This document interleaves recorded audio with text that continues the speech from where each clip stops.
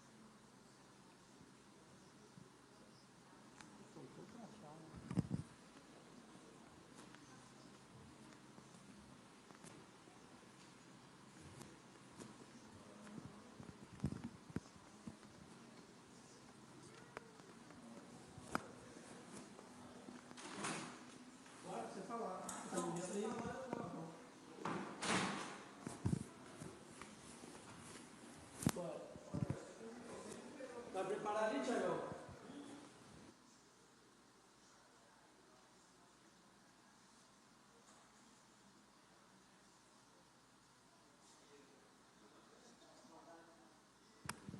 Ei, obrigado. Boa tarde a todos. Obrigado a todos pela presença. É com enorme satisfação e alegria que começamos a programação de aniversário da cidade de 191 anos. Tem uma polêmica nisso, mas daqui a pouco a pessoa que entende vai falar. É a elevação à categoria de cidade, tá?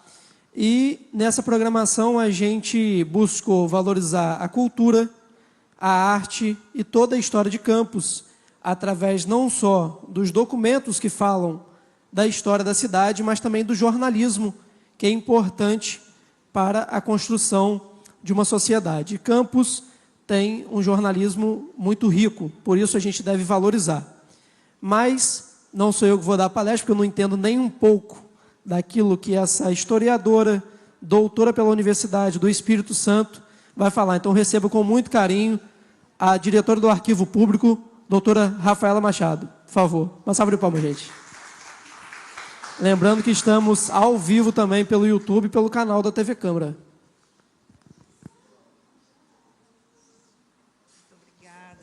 Obrigada. Boa tarde, gente. Tudo bem?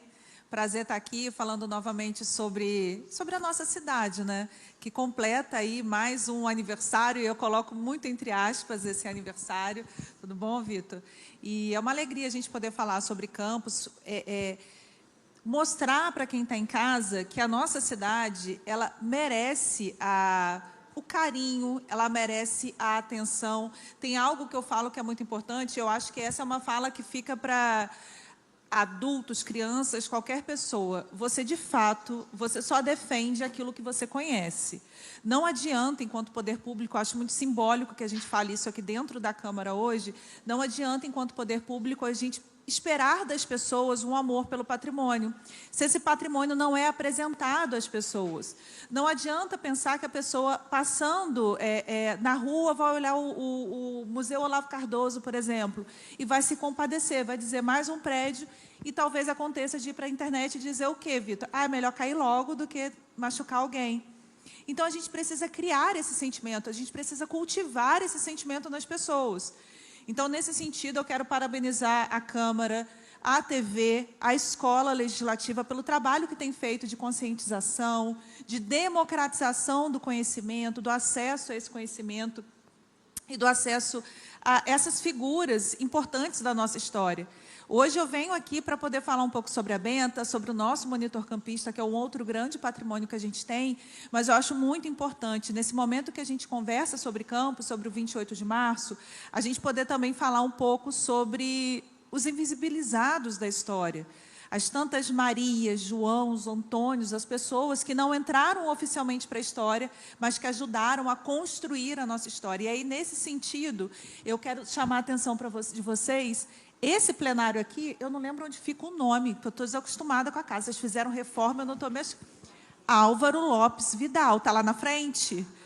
Afinal de contas, quem é o Álvaro Lopes Vidal? Tem tudo a ver com essa história do 28 de março. E é uma história muito bonita. Muito rapidamente, para falar para vocês e para quem está em casa, ele foi, gente, oficialmente, o 28 de março de 1835, é o momento em que a Vila de São Salvador da Paraíba do Sul foi alçada à categoria de cidade de Campos dos Goitacazes, com I, Goitacazes com I. Antes disso, antes do 28 de março de 1835, no dia 29 de maio de 1677, as datas não são aleatórias, foi fundada, foi erguida a Vila de São Salvador pelo Visconde de Aseca. É por isso que a gente tem o Colégio 29 de maio. Só que antes disso tudo, tem uma história muito mais simbólica, mais importante. E por isso aqui no começo a gente falou sobre a data, não é, que é justamente o 1º de janeiro de 1653. Essa Câmara aqui, que na verdade não ficava aqui, ficava na área central da cidade, próxima à Igreja de São Salvador, já ocupou diferentes prédios, edifícios antes de vir para cá. Foi uma das poucas câmaras revolucionárias do Brasil Colônia, uma das poucas câmaras republicanas. O que significa isso? Republicana, res pública, aquilo que é coisa pública, do povo. A Câmara foi fundada, gente, por aqueles primeiros homens, porque aí, de fato, eram os homens, meninas, não éramos nós. Nesse momento, já chega a Benta Pereira, que fundaram, não pelo donatário, mas fundaram com uma autorização, uma Câmara, então, no que se formou Vila de São Salvador. E o Álvaro foi o primeiro presidente dessa Câmara. Por que essa história é muito bonita? É uma das únicas 3 câmaras do período colonial fundada de baixo para cima, do povo para o poder público, e não a partir do donatário para o povo. Talvez por isso, ou muito por isso, é que Campos foi terra de Benta Pereira. Eu me arrepiei, porque a Benta vai se rebelar junto aos seus justamente contra esses donatários, os Viscondes de Aseca, que conseguiram tornar aquela Câmara Popular ilegal, fechar a Câmara Municipal e aí fundar, em 29 de maio de 1677, uma nova Câmara, aí sim continuada de cima para baixo. Mas é muito simbólico que a Câmara Municipal reconheça no nome do plenário o nome do Álvaro, o primeiro presidente. É muito simbólico que a Câmara Municipal reconheça que ela não existe desde 28 de março de 1835 ou desde 29 de maio de 1677. É lindo que a Câmara reconheça que ela existe desde o dia 1º de janeiro de 1653. Sabe por quê? Porque assim ela está honrando aqueles primeiros vereadores, inclusive o Álvaro. Aqueles homens que vieram ocupar esse território, vieram ocupar esse espaço e deram uma organização administrativa a esse mesmo lugar, mesmo perseguidos pelo governador do Rio de Janeiro e por aí vai. Eu acho, agora a gente tinha programado passar... Fred Lohane, eu vou ter a licença poética agora, gente. Contar para vocês, é porque ele não está aqui. Fred, quando eu trabalhava como historiadora aqui na Câmara, ele virou e falou assim, vem cá que você vai fazer um negócio comigo. Me levou para o estúdio e falou assim, fala sobre Benta Pereira. Foi a primeira vez, Vitor, que Fred me botou na frente de uma câmera para falar em Benta Pereira. O estúdio estava sem ar-condicionado. Então, eu acho que, eu não sei se é esse material que ele vai passar ou outro. A primeira vez que eu falei sobre Benta Pereira na TV Câmara, gente, eu tenho até pena de olhar aquele vídeo. Depois vocês vão olhar lá para dizer para mim se eu estou certa ou não. E por que eu estou falando isso? Para animar todo mundo de produzirmos novos materiais sobre Benta Pereira. E aí eu não ia perder a oportunidade, né? Graças ao trabalho realizado em conjunto com a Câmara Municipal, em 2015, 15 para 16, nós publicamos esse livro aqui, chamado Benta Pereira em Documentos. Esse livro é um livro formidável, que até a capa, até o formato dele foi pensado para ser um formato acessível, palatável para as escolas, para as professoras e professores poderem trabalhar em sala de aula.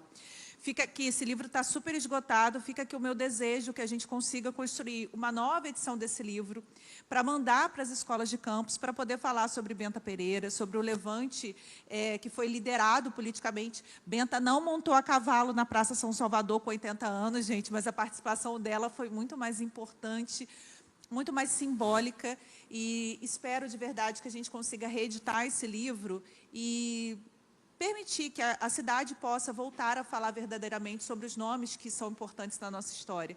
A gente não está falando isso com exaltação. O levante de 1748 é um dos mais importantes do Brasil. Eu sou professora de sala de aula e eu sempre falo isso. Em sala de aula, eu falo sobre Inconfidência Mineira, Revolta de Vila Rica, Guerra dos Emboabas, mas eu não falo sobre um levante que aconteceu aqui em 1748, liderado por uma mulher e que foi muito mais simbólico e que teve muito mais resultado prático do que esses outros que eu falei para vocês agora. Então, eu tenho muita expectativa que o levante de Benta, o levante de 48, entre nos livros didáticos de todo o país. E, principalmente, que aqui em Campos a gente possa reconhecer os nomes que fizeram história na nossa própria história. Assim como aquelas muitas mulheres e homens que não têm os seus nomes registrados, há os que tiveram grandes feitos, que fizeram grandes coisas, a exemplo da Benta, do José do Patrocínio, do Nilo Peçanha. Então, é isso que eu espero nessa celebração do aniversário da cidade. É um aniversário, uma celebração. Eu falo, toda data, todo tempo, é tempo da gente conversar sobre Campos, gente. Que seja 28 de março, 29 de maio, a gente volta para falar mais. 1º de janeiro é ingrato, né, gente? Porque vocês já pensaram a gente ter que estar aqui 1º de janeiro falando sobre o aniversário da cidade, logo após o Réveillon? Mas a gente volta em janeiro também, não tem problema. Porque eu acho mais importante sejamos poucos ou muitos, que estejamos imbuídos do desejo, da real vontade de transformar a nossa cidade. A transformação que eu digo para vocês a gente está no limiar, gente. Isso é muito importante, essa é a mensagem que eu quero deixar hoje para todos vocês. Eu estou em Campos desde 2006. Vocês, a grande maioria aqui, provavelmente, campista raiz de nascimento. A gente está no limiar entre aquilo que a gente viu e que talvez os nossos filhos não vejam mais. Talvez a minha filha, que tem 10 meses, estou toda arrepiada, não tenha a oportunidade de ver, por exemplo, o Solar dos Arizes ou o Museu Olavo Cardoso. Então, a gente está no limiar de transformações urgentes, necessárias. Sejamos poucos ou muitos, sejamos combatentes e valentes para que a gente consiga, de fato, preservar o que ainda existe da nossa história. Preservar, a gente vai falar sobre o monitor, tem muito o que a ser preservado. É uma cidade que a gente fala muito sobre o potencial. Chegou o momento da gente explorar esse potencial, explorar do ponto de vista positivo, porque daqui a pouco a gente não vai ter mais essa oportunidade. Eu acho que estar aqui nesse momento é muito simbólico para passar essa mensagem e dizer que é o que eu verdadeiramente espero para Campos e para cada um dos campistas, porque não adianta também a gente ir para a internet reclamar quando a gente não cria demanda. O poder público ele vai valorizar aquilo que a gente demanda, aquilo que a gente pede intervenção. E fica a mensagem aqui para que estejamos atentos a isso, para que, de fato, a gente consiga ainda intervir no patrimônio campista. Tá bem, gente? Muito obrigada. Daqui a pouco eu volto para falar sobre o monitor, outro grande patrimônio da nossa cidade. Obrigada, gente.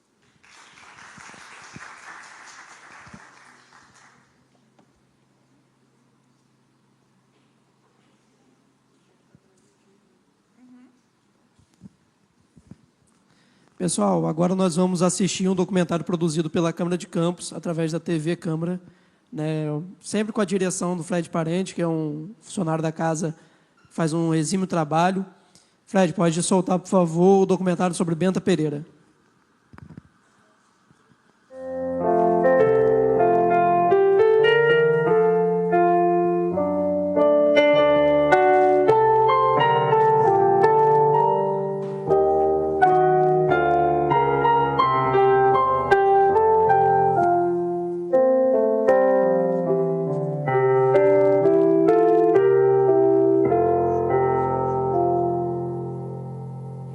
A importância de Benta Pereira foi tão grande que ela aparece na bandeira, nas armas da cidade. Ela aparece no nosso hino de Campos. O nosso hino de Campos, a letra do nosso hino é a partir de um poema de Azevedo Cruz, o nosso poeta maior.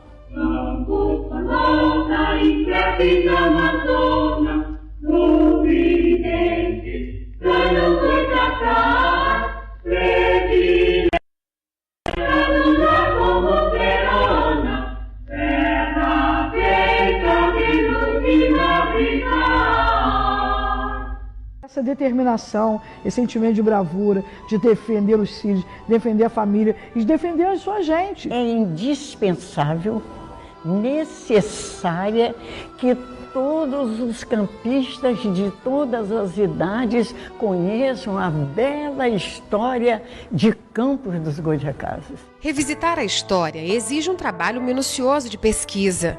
São horas dedicadas a documentos guardados em instituições importantes, como o Arquivo Nacional e a Biblioteca Nacional, ambos localizados no centro do Rio de Janeiro. Em Campos, documentos históricos são zelados pelo Arquivo Público Municipal, em Tocos.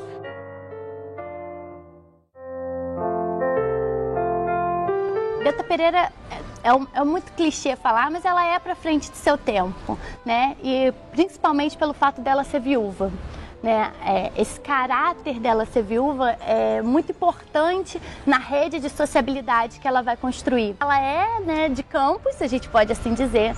Nasce no ano de 1675 e ela casa-se com Pedro Manhães Barreto, nova, jovem, constitui uma família de 6 filhos. E no ano de 1713 ela torna-se viúva, vai se tornar então a grande matriarca da família e vai assumir, né, esse papel tanto nos negócios, né, como na própria criação dos filhos. A Biblioteca Nacional, no Rio de Janeiro, é a detentora de livros como este. Nele estão documentos redigidos pelo ouvidor do rei no período do Brasil Colônia. Eles eram enviados para Portugal, com os relatos de tudo que era relevante sobre a planície Goitacá. Nesta carta, por exemplo, o relator informa a invasão da Câmara Municipal por homens e mulheres em maio de 1748.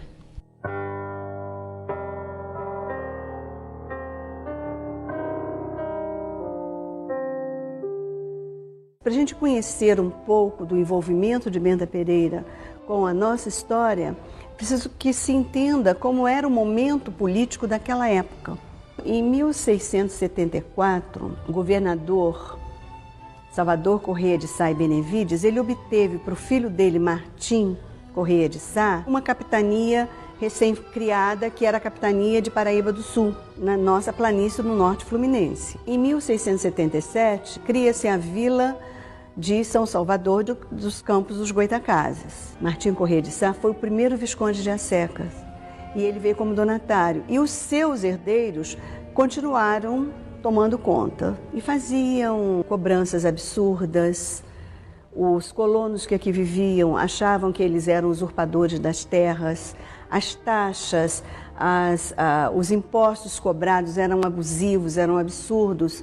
E quem se revoltasse acabava sendo punido com o degredo. O levante, ele tem um estopim no dia 21 de maio de 1748, mas ele é muito grande, né? Ele é uma malha. E o ano de 1730 é um ano muito especial para esse levante.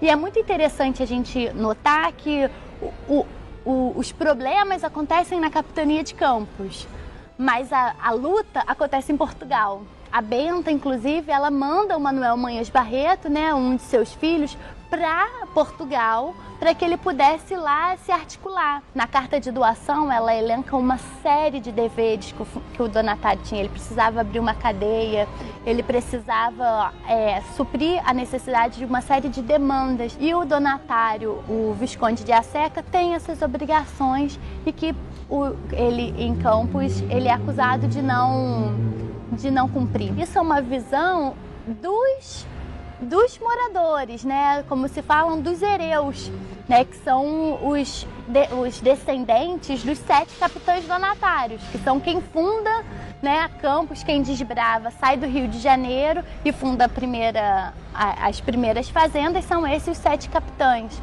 E aí existe uma briga muito grande dizendo que o Visconde de Asseca, né, logo o Martim Correia de Sá, que assume o poder da capitania, né, lá no século XVI, ele roubou terras desses hereus. Como que eles que estão ali fundaram e outra pessoa vem e recebe aquelas terras? E a Benta Pereira, ela, de acordo com a linhagem, se você for olhar assim, ela tem uma ligação com essa família, né, com essa família de hereus, que em grande parte pelo marido dela. Em 1740, a casa dela passou a ser sede da, entre aspas, conspiração contra os donatários. Benta Pereira e sua filha Mariana foram peças fundamentais para o levante de 21 de maio de 1748. Temos sido massacrados. Faz 100 anos que nossa gente é castigada, vilipendiada. Vamos à luta!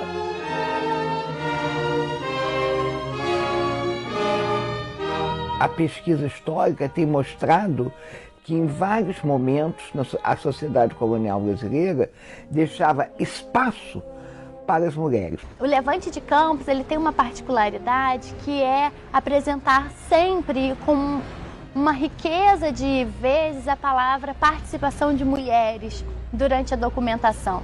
Isso nos chama muita atenção, né? Principalmente porque se caracterizar o levante com a participação de mulheres, e muitas vezes quer dizer que o levante ele era da ralé. E você percebe na construção desses documentos como os camaricistas sempre colocam, porque a participação das mulheres, o farfarrar de saia, a algazarra, a gritaria que essas mulheres produziam, né, na tomada da Câmara. Se preciso, entro na Câmara a cavalo. Na França, a participação das mulheres ela já é estudada há muito mais tempo do que no Brasil e eles admitem que as mulheres sempre estavam presentes, mas que nem sempre elas eram colocadas, né? E a minha pergunta eram tantas mulheres assim no Levante de Campos?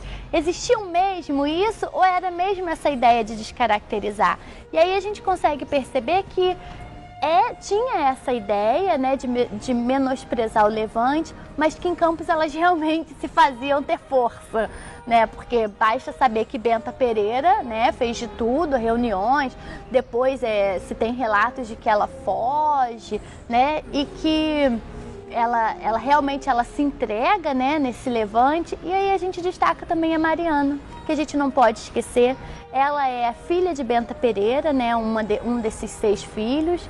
Ela vai ser a única sentenciada, né, a única mulher sentenciada. Ela vai ser degredada para Angola.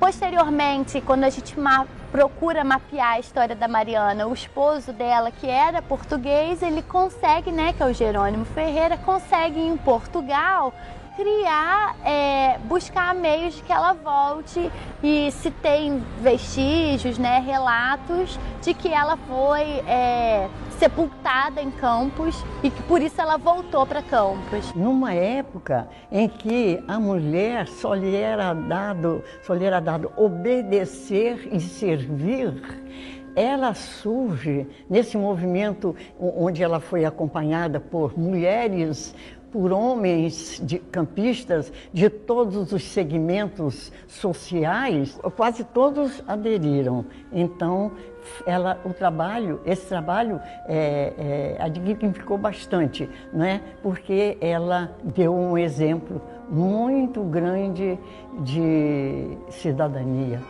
Em 1868, no Rio de Janeiro, já se exaltava o sentido nacionalista da atuação de Benta Pereira nestes termos: nunca será demais quanto se disser, quanto se espalhar, quanto se escrever em respeito aos homens e às coisas da nação.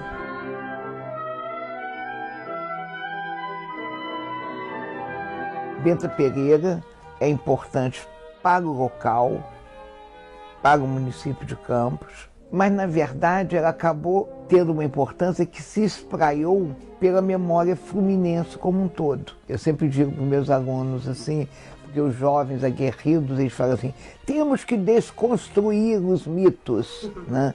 Na verdade, desconstruir o mito não quer dizer arrasar o mito, quer dizer compreender o mito. E se Benta Pereira fosse de Rio das Flores, que é o atual Silvio Jardim, eu acho que essa memória não teria sobrevivido. Benta Pereira é uma heroína desse espaço. A história de um município nunca é a história de um lugar, é a história de um espaço socialmente construído e que vai sendo permanentemente reconstruído.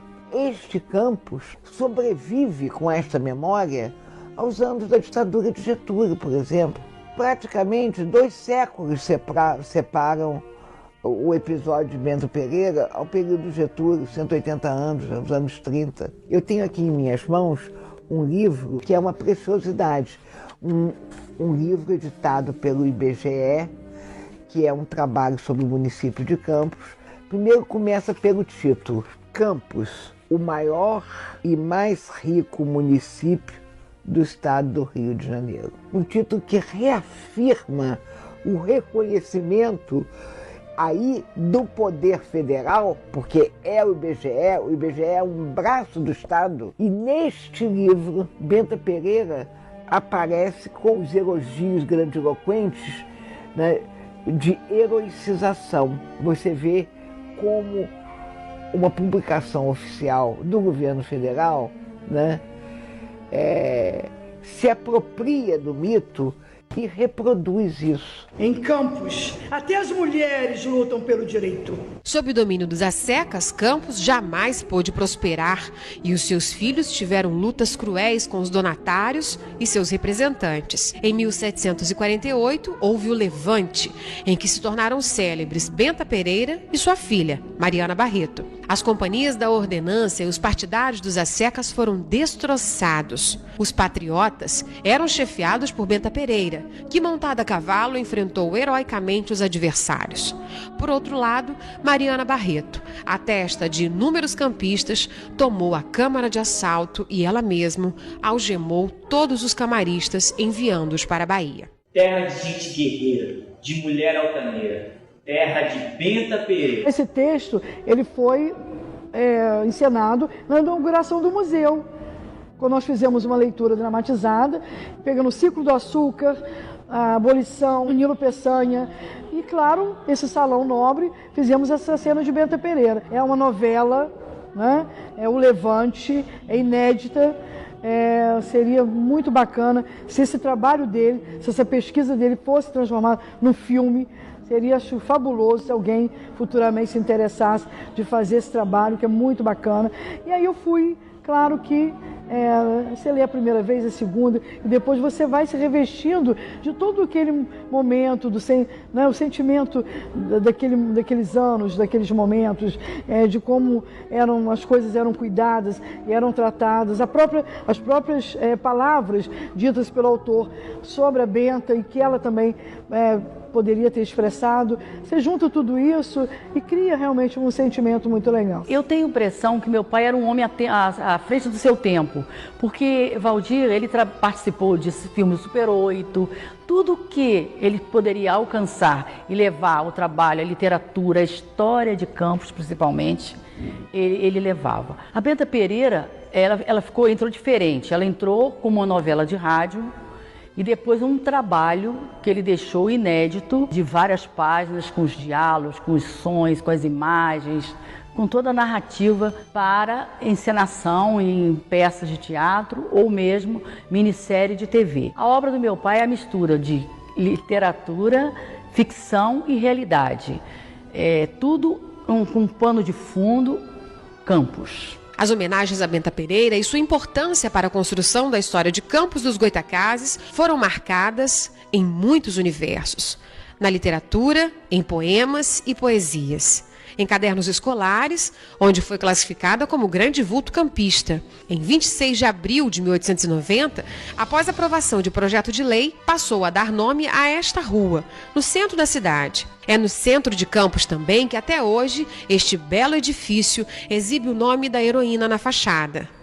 No interior do Jardim São Benedito, uma efígie exibe a imagem idealizada de Benta Pereira. Em março de 1934, o jornal Monitor Campista publicou reportagem que tratava da chegada do artista plástico Modestino Canto, trazendo a maquete do que seria a escultura de Benta Pereira montada a cavalo. O monumento, no entanto, ficou pela metade. Apenas o cavalo foi esculpido. E, segundo Godofredo Tinoco, é este, que hoje está na Praça Paris, no centro do Rio de Janeiro, junto à estátua de Deodoro da Fonseca. Desde 1935, ano do bicentenário do Levante, a matriarca da família Pereira Manhães dá nome ao prêmio máximo do Legislativo Municipal. Recentemente, Benta foi citada como figura importante do período do Brasil Colônia em uma publicação do site da Biblioteca Nacional, no artigo que homenageou o Dia Internacional da Mulher. No Colégio Estadual Benta Pereira, fundado em 1911 como grupo escolar, o hino é mais uma homenagem. Benta Pereira, Benta Pereira, justo orgulho do nosso torrão.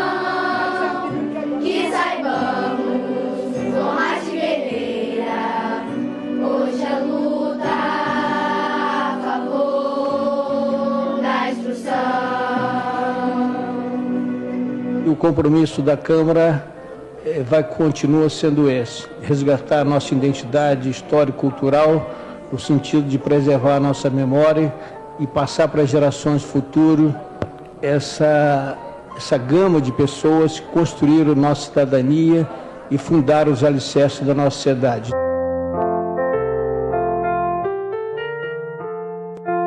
Conhecer os personagens ou a história do nosso local, né, de onde a gente é muito importante. E de Campos, então, não posso deixar de falar, sou apaixonada, talvez pela riqueza da documentação preservada, mas mais do que isso, né? Porque lá realmente era um espaço de burburinhos, né? Onde tudo se acontecia. O exemplo de todas as conexões e buscas dos indivíduos no Brasil Colônia, você tem Campos. Então você dá acesso a isso às escolas, né? A quem está começando a sua formação como profissional, como cidadão, a conhecer é muito bom, é muito importante. Eu considero da maior importância o trabalho da Câmara Municipal em várias frentes. A constituição de uma biblioteca digital que vai ficar à disposição dos professores, a criação de instrumentos de pesquisa e informação para esse corpo docente e para os alunos.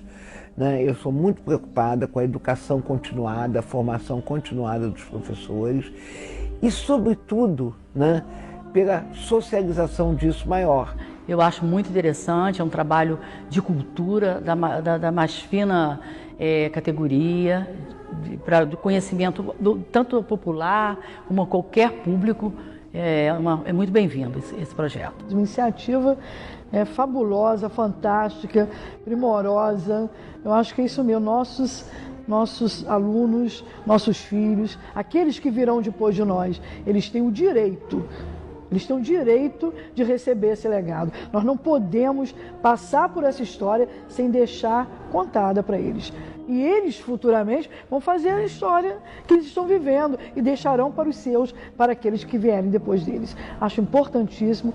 Parabenizo muitíssimo toda a equipe da Câmara, né, as pessoas que iniciaram, que colocaram esse projeto na mesa e que depois buscaram, né, avaliar e viabilizar esse projeto. É sumamente importante. Os alunos aprenderão muito, e não só os alunos, a sociedade em geral. Há necessidade, sim, da nossa história ser contada e ser conhecida por todos os campistas. Nós temos que conhecer a história da nossa terra, né?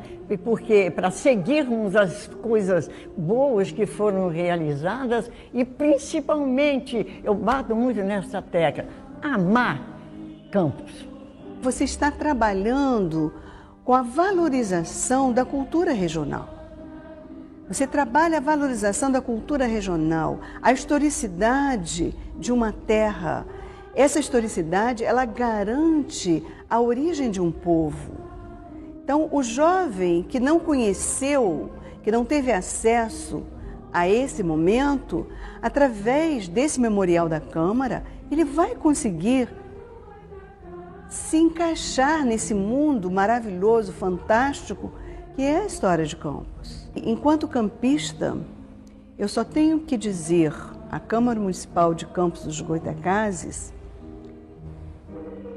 meu muito obrigada e os parabéns por uma ideia tão fantástica, tão grandiosa.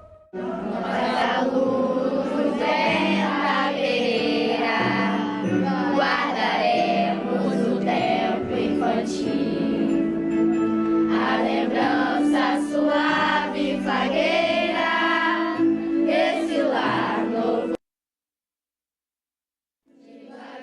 Os progressos crescentes, vem traduz o labor escolar, dessa turma de alunos silentes, construir uma pátria sem par.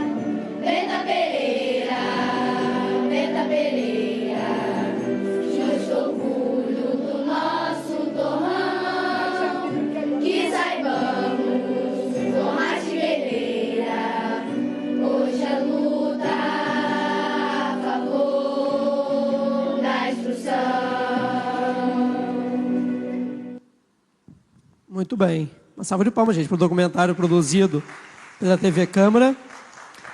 E tão bem lembrado no documentário também, a gente que está fazendo o evento hoje, vale registrar o agradecimento especial ao eterno vereador, sempre vereador, Dr. Edson Batista, a quem deu total apoio à cultura. E a gente, funcionário da casa, digo como diretor de imprensa, a gente sempre orienta o presidente da casa, Fred Rangel, juntamente com a nossa equipe, a valorizar a cultura. Isso é importante.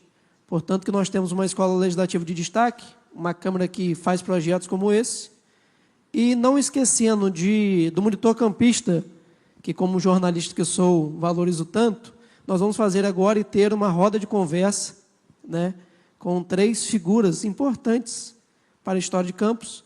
Primeiro eu vou chamar o mediador da roda de conversa, né, da mesa, jornalista, apresentador, formado também pelo Uniflu, Centro Universitário Fluminense, o jornalista Antônio Filho.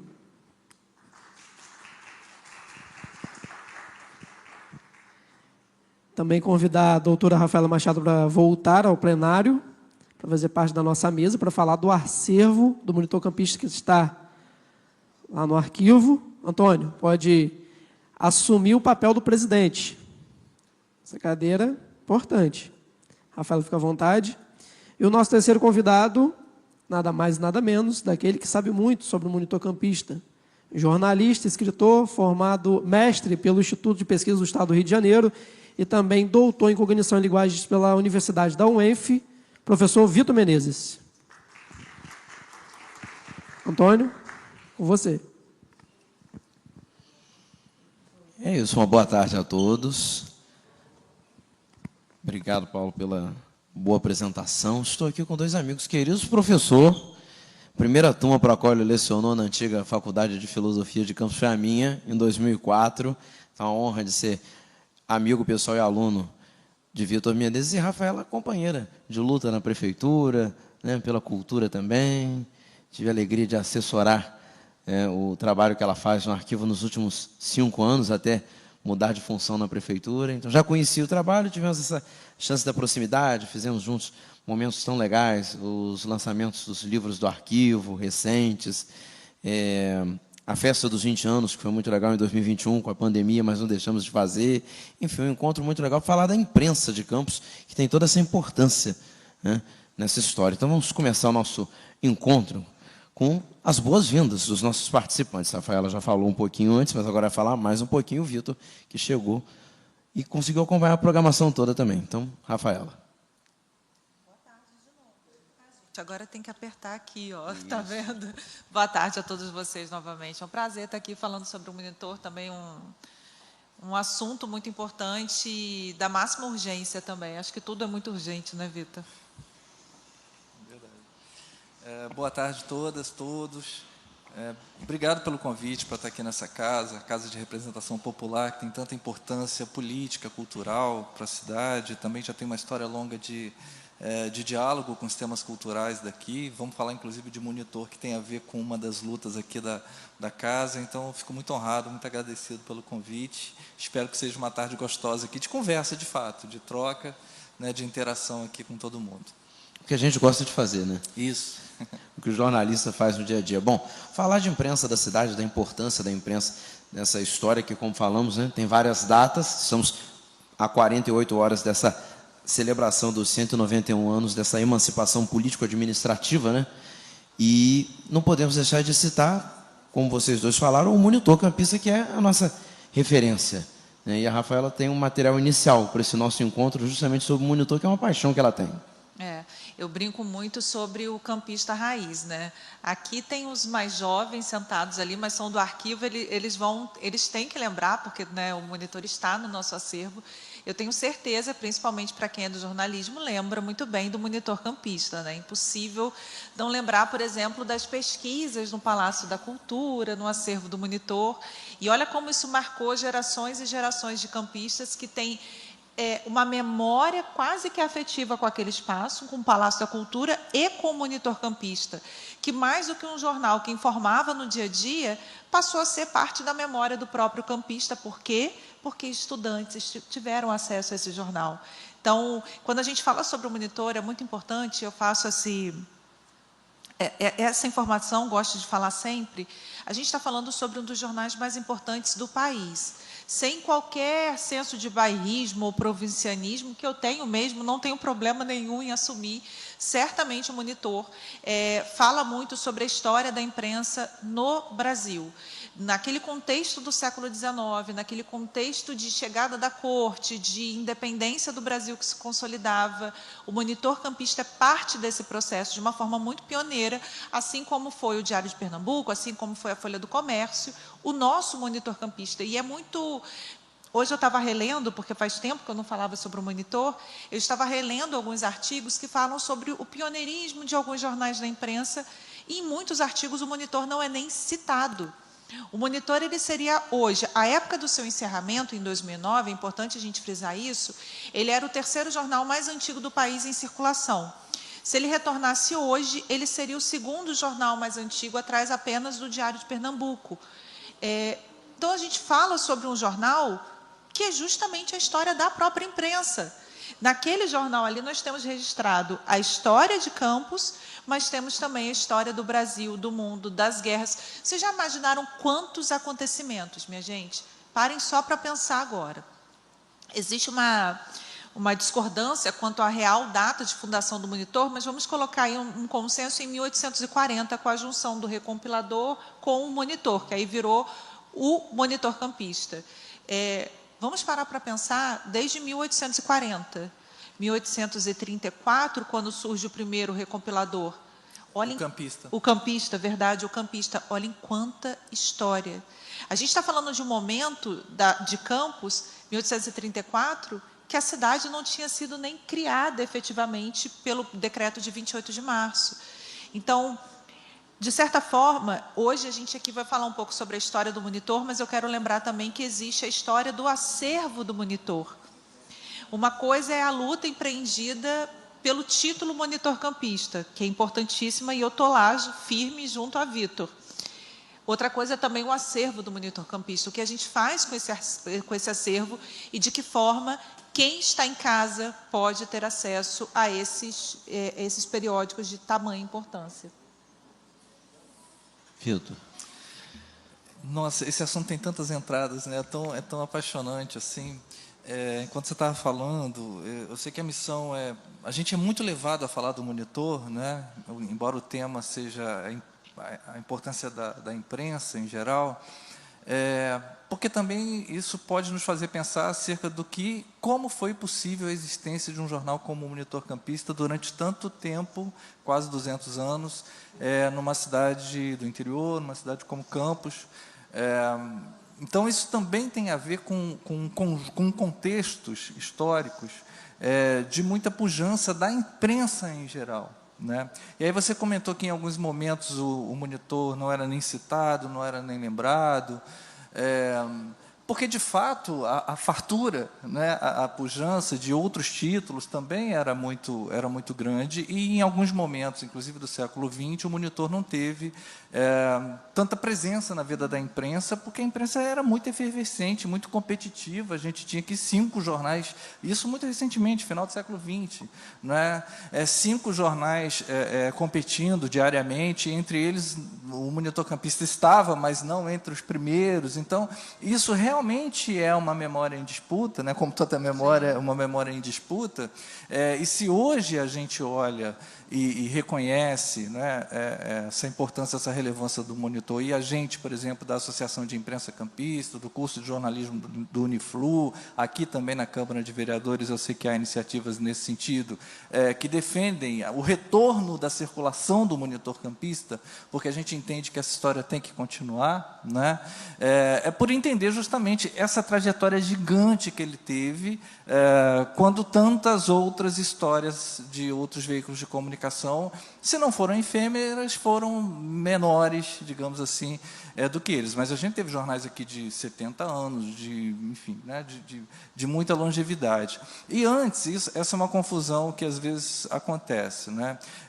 A gente fala assim, o Monitor Campista era o 3º mais antigo do Brasil, seria agora o 2º mais antigo, e aí isso pode dar a impressão de que o Monitor Campista foi o primeiro jornal de Campos. Tem muita gente que pode fazer essa confusão.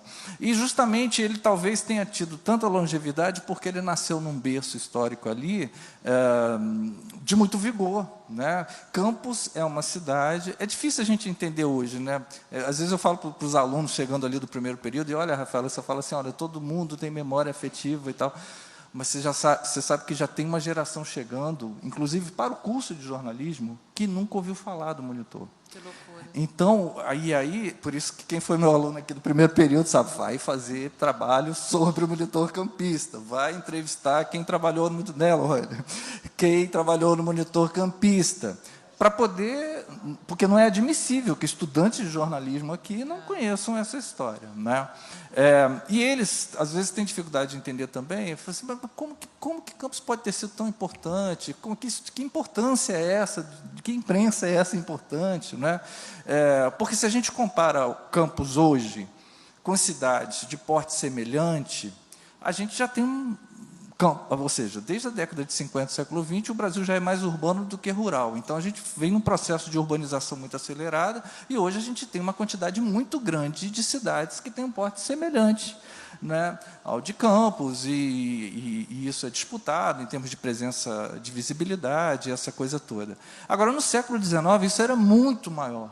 Campos tinha uma importância, né, se você comparar com outras vilas ou com outras cidades nascentes, né, claro que a Rafaela pode falar muito melhor sobre isso, né, do que tem hoje. Inclusive, parte dessa relevância era também espelhada na produção de registro jornalístico sobre os acontecimentos. Então, desde 1826, você já tinha experiências, ainda que manuscritas, do Eco, de Prudêncio Bessa, de tentativas de registro dos acontecimentos.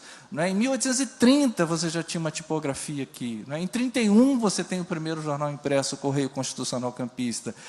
Em 1834, você vai ter o Campista, que vai dar origem, depois de fusões, ali, ao Monitor Campista. Então, é um conjunto de uma elite cultural local, né, de uma elite, e também de uma elite política que colocava no ambiente da imprensa o lugar da disputa política, porque se até hoje é um pouco assim, imagina naquele momento, né, a gente não entender também o jornalismo como, não romantizar o jornalismo somente como aquele lugar da informação isenta, neutra, imparcial. O jornalismo é lugar de disputa, não é lugar de transmissão de linhas políticas. E ali, no século XIX, a imprensa era muito caracterizada por isso, desde o seu nascimento, no caso brasileiro, com o Correio Brasiliense, embora tenha nascido fora, né?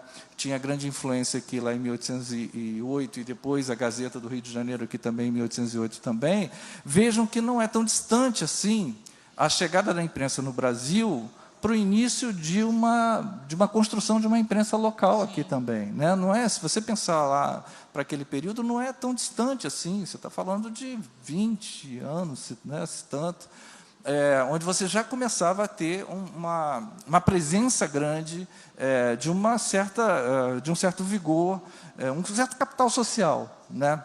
E isso vai se espraiar ao longo do século XIX e também no século XX. A gente tem, por exemplo, uma associação de imprensa campista que é fundada alguns anos depois do que foi fundada a Associação Brasileira de Imprensa, que havia toda uma geração ali de início do século XX com um espírito muito associativista, vão ser criadas várias entidades, clubes, e, enfim, e havia essa efervescência, e aqui não era diferente, aqui respondia muito rápido, aqui havia uma elite local que respondia muito rápido. Então, eu acho que o Monitor também faz parte disso, cria disso, constrói isso, e é parte disso também, né?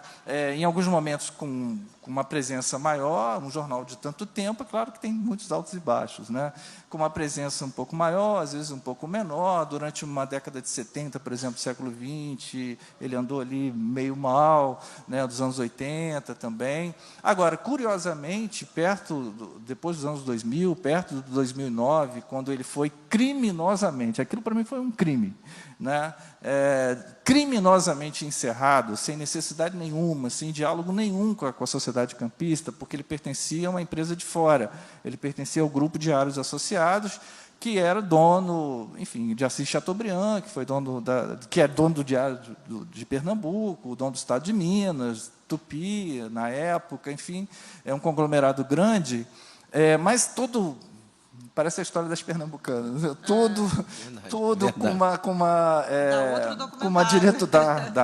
com uma diretoria toda rachada, com a família, questões de herança, etc. e tal. Então, muito problemático, estava muito mal, estava fechando jornais, tanto que fechou o Jornal do Comércio também, do Rio, que era do mesmo grupo, e decidiu fechar o Monitor, assim, né? Uma notinha na capa da edição de 15 de novembro de 2009, dizendo a expressão que eles usaram, estamos descontinuando um jornal, acho que à época, 175 anos, se não me falha a memória, né? E isso foi um crime absurdo, assim, para o jornalismo, para a história de Campos, né?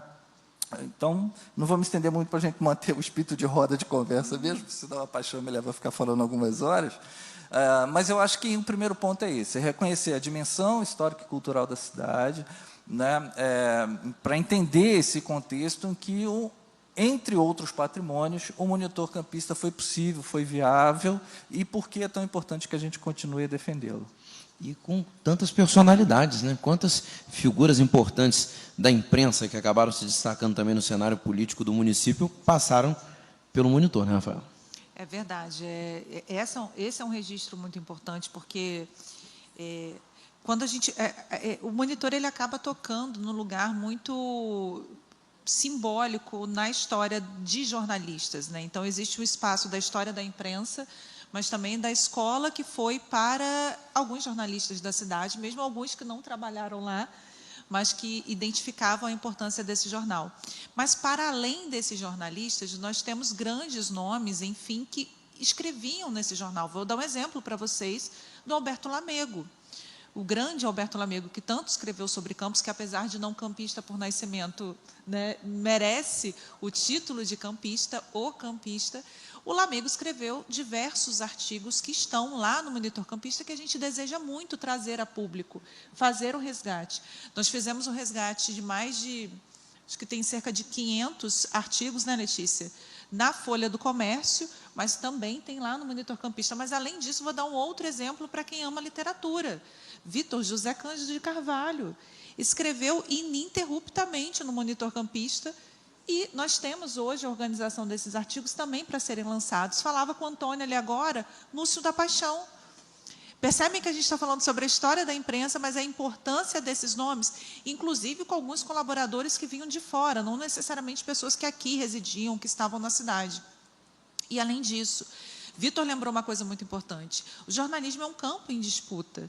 Então, o Monitor Campista ele adotava determinados alinhamentos políticos de acordo com o que era conveniente para o momento. Então, por exemplo, eu sempre, apesar de algumas informações que eu não concordo tanto, o Monitor nunca foi um jornal abolicionista. Nunca foi. Mas, no contexto da crise do trabalho escravo e do ápice do movimento abolicionista, ele deu espaço a discussões. Então, é fantástico, gente. Eu que trabalhei com esse período, você vê ali grandes escravocratas do município, grandes fazendeiros que não queriam abrir mão da escravidão. Ao mesmo tempo, nós temos o Carlos Lacerda, que era dono do 25 de março, que poderia escrever no seu próprio jornal, fazendo uso do espaço no Monitor Campista para dialogar e ferir e dizer que ia haver conferência nos teatros da cidade para a denúncia do que acontecia, né, no contexto da escravidão. Então, percebam sempre, hoje, ao estudar a história do Monitor Campista, é muito importante entender qual era o contexto político de Campos, qual era o contexto econômico, mas também qual era o contexto do Monitor, porque o Monitor ele mudou de mãos ao longo da sua história. E essas mudanças falam muito sobre a linha editorial, vamos chamar assim, não sei nem se, né, mas falam muito sobre a conduta, a condução que o jornal acabava tendo naquele determinado contexto. O que eu digo para vocês de antemão, gente, eu, enquanto pesquisadora, sou extremamente documentalista. Eu gosto do documento. E eu enxergo o Monitor Campista hoje como um acervo de primeira categoria para as minhas pesquisas. Então, a partir dali do momento que a gente tem, principalmente a partir de 1834, eu estou sempre recorrendo, quando posso, a esses jornais que circularam em Campos, especialmente o Monitor Campista, inclusive nos últimos anos. E por que eu falo isso? Porque é urgente digitalizarmos todo o acervo do Monitor Campista. Um jornal, por melhor que seja, um jornal ele foi feito para ser lido num dia e virar lixo no outro dia, para embrulhar a fruta da feira no dia seguinte, não é assim? O jornal ele não foi feito para durar. O suporte dele. Isso significa que restaurar um jornal é algo muito difícil, porque é caro. É possível fazer? É possível, mas é extremamente caro. E quando você pega determinados volumes, como, por exemplo, 1888, 1889, Abolição e Proclamação da República, quando você pega, por exemplo, 1964, são jornais que estão extremamente danificados. Nós temos a sorte que uma parte do acervo do Monitor ele está disponível na hemeroteca da Biblioteca Nacional. Uma parte.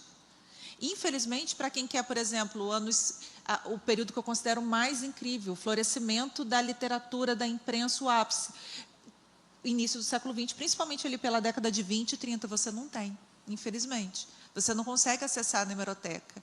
Então, deixo aqui o registro, quase como um clamor, para que a sociedade, principalmente a Câmara Municipal, atue muito diretamente na contenção desses exemplares, porque, como eu disse, é difícil restaurar, e na urgente digitalização e disponibilização ao público nos moldes do que a gente consegue fazer na hemeroteca. A Câmara tem um site fantástico, tem a Biblioteca Campistana, que agora é Antônia Leitão. Eu acho que é um espaço ideal para receber essas digitalizações. O arquivo também hoje possui um site com um bom banco de dados. Então, espero muito que esse momento de diálogo aqui sirva para construir essa ponte de digitalização do acervo. Maravilha, muito bom. Né? Essa geração que você falou dos anos 20, dos anos 30, é a geração que vai fundar a Associação de Imprensa Campista, a Academia Campista de Letras. Né? É realmente uma geração fantástica, inclusive nos coloca a responsabilidade de nos perguntar acerca do que nós estamos fazendo também. Né? O que a gente anda fundando aí para poder deixar. Né? Porque eu vi você falando mais cedo, né, a dilapidação das nossas referências está acontecendo numa velocidade muito lancinante. E aí você falava sobre o quanto que é difícil defender aquilo que a gente não conhece, né? E é difícil para uma parcela muito grande da população também defender aquilo que sempre te maltratou. Porque para um segmento muito expressivo, popular, né, da sociedade. O povo de campo sempre foi muito maltratado. Essa que é a verdade. Né? Sempre foi muito maltratado. Porque a gente vem de uma mentalidade escravocrata, os trabalhadores maltratados, o povo tratado mal. Então, a relação da população com os seus patrimônios, você falou do Olavo Cardoso, ou mesmo o monitor campista, parece distante mesmo, porque ele vai falar, isso daí é coisa de elite, isso daí não diz respeito a mim. Sim. Isso não me toca. Né? Lá estavam os barões, né, que me oprimiam, não, sabe? Pode não ter clareza disso, mas também não tem relação do contrário, não tem relação afetiva, clareza do contrário. Né? Pertencimento mesmo. Né? E aí a gente vê nas filas, né, nas filas do Cade Único, a gente vê no transporte público, a gente vê o jeito que a população é tratada ainda hoje, né? A gente vê que essa população não pode, não consegue, não tem meios de ter afeto com a sua cidade, porque ela é maltratada pela cidade, historicamente falando. Não estou falando desse ou daquele governo, desse ou daquele... Historicamente falando, né? Porque a gente vem de uma história de elitismo, de escravidão, né? De negação de direitos, né? Que faz com que, de fato, seja difícil você dizer para alguém, falar, olha, nós precisamos restaurar o Olavo Cardoso, que era uma casa importante, um usineiro. Né? Dane-se o usineiro, como é que você vai convencer? Né? Eu já vi uma palestra, inclusive, parte do que eu estou dizendo aqui, inclusive, é referenciado por um trabalho bacana da Simone Pedro, que fala sobre a relação do povo negro de Campos com os patrimônios, ou a falta de relação, ou a falta de reconhecimento de outros espaços de memória, que são os espaços das lutas do povo negro de Campos, né? Que é um apagamento dessa memória. Então, como é que você vai querer que o povo negro de Campos tenha relação afetiva com o museu como o Olavo Cardoso? É difícil, isso precisa ser ressignificado, reocupado, trabalhado, disputado, né? Como havia, por exemplo, com relação ao próprio Solar da Baronesa, quando houve ali um momento de se tentar uma restauração, veio o pessoal da Academia Brasileira de Letras aqui, o IFE foi lá, a prefeitura fez aquele salamaleque todo, né, de recepção, etc. e tal, sempre com tentativas de construir pontes, diálogos, de restauração. E uma das ideias era fazer ali, de fato, um museu do período da escravidão, por exemplo, ou dos povos indígenas, enfim, de alguma forma ressignificar aquilo, para aquilo começar a fazer sentido para as pessoas. Né? Isso acontece com o jornalismo também. Tem uma frase muito, muito bacana, não esqueço, do Alberto Dines, que foi das grandes referências do jornalismo brasileiro, de quem pensava o jornalismo brasileiro dentro do próprio jornalismo. Ele tem um livrinho chamado,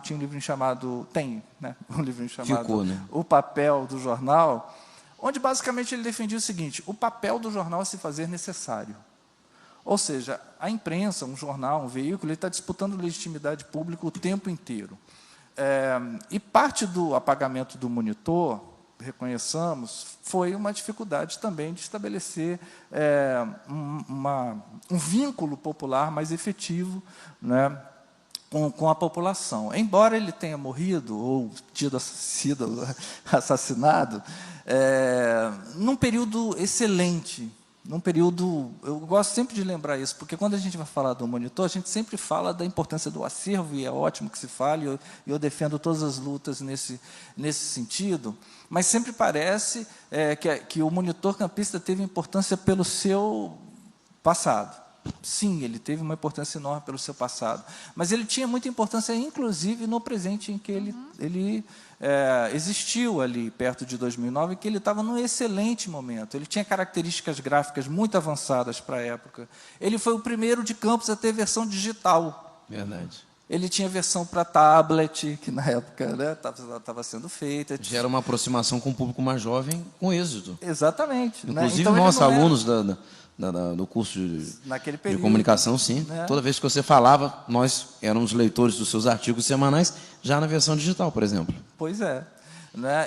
Eu me lembro até de um anúncio de TV que foi feito com a Patrícia Daldegan, em que ela anunciava esse novo momento do monitor campista e da versão digital do monitor. Então, ele morreu numa fase ótima nessa briga por presença, por legitimidade, por visibilidade, e talvez por isso, inclusive, tenha incomodado outros veículos.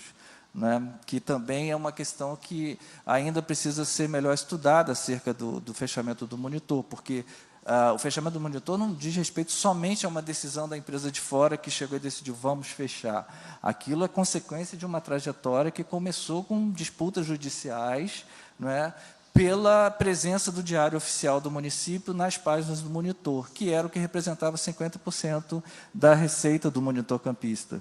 Né? Então, houve questionamentos judiciais com relação ao jornal publicado durante tanto tempo, décadas e décadas, muito antes da Constituição de 88, né? Ser o jornal oficial do município e ter continuado a ser sem licitação, sem disputa pública, essas coisas todas. Né? Por reconhecimento mesmo, de tanto tempo. As prefeituras, os governos faziam isso, né? E houve um questionamento acerca dessa prática e uma determinação para que o Diário Oficial deixasse de ser publicado no Monitor Campista. Isso minou as finanças do Monitor Campista, não a ponto de inviabilizá-lo, porque quem cuidava aqui há testemunhos de época que quem cuidava aqui das finanças do Monitor Campista dizia que ele sustentava, ia bem, obrigado. É porque o conglomerado geral estava sugando o dinheiro enquanto eles tiveram em Campos um jornal que pudesse dar uma renda da prefeitura, né, sendo sugada para eles lá em cima para cobrir outros rombos, tranquilo, tudo bem. Né? Depois que isso deixou de existir, passou a não ser muito interessante manter o jornal aqui. Né? Então, falo dessas questões todas assim, aparentemente meio aleatórias, mas que tem uma conexão que é da gente entender também essa disputa permanente da imprensa e dos discursos que a gente tem que fazer acerca dos patrimônios para brigar por essa legitimidade, né? Para brigar por essa presença na vida comunitária, mas presença não apenas física, mas fazendo sentido, sendo simbólica, né? tendo simbolismo para as pessoas. Né? E a gente precisa fazer isso com o monitor, inclusive fazendo voltar a circular, para que ele passe a ter existência, vínculo, conhecimento das novas gerações, continuando a prestar serviço que a imprensa pode prestar, porque a importância da imprensa para a história de Campos não diz respeito somente ao passado de Campos. A importância da imprensa de Campos para Campos diz respeito ao nosso presente, sobretudo hoje, quando a gente vive num ambiente extremamente líquido, diluído de possibilidades, de versões falsas, inclusive, sobre os acontecimentos, é essencial que a gente tenha imprensa, jornalismo, né, para registrar os acontecimentos, ainda que com todas as imperfeições que o jornalismo tem. Né?